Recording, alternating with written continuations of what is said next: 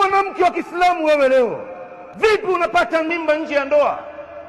Unaeleza nini familia yako? Unaichafua sura ya wazazi wako. Subiri katika hali ambayo uko ndani yake, usiige mifano ya watu kama hawa. Ndio unaona ndugu zangu, hawa wasiokuwa Waislamu, masingle mothers wamejaa kila mahali.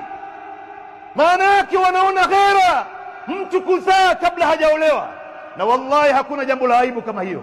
Sifa ya mwanamke Muislamu ni yule ambaye anayechunga ubikira wake, anachunga heshima yake, anachunga heshima ya wazazi wake. Isiwe wewe leo unakwenda kupata mimba nje na hujaolewa. Unatafuta nini huko wewe mwanamke wa Kiislamu? Unatafuta nini? Ndio unaona huyu mwanamke Maria hajafanya chochote, lakini bado anaona ni aibu. Je, lau angelifanya ingekuwaje? Anatoroka maskini, anakwenda kujificha katika sehemu ambayo watu hawajui. Wazazi wake wanamtafuta, familia yake inamtafuta, mji mzima inamtafuta, hawajui Maryam iko wapi maskini. Kumbe Maryam analinda heshima yake na heshima ya wazazi wake na heshima ya familia yake na Uislamu wake.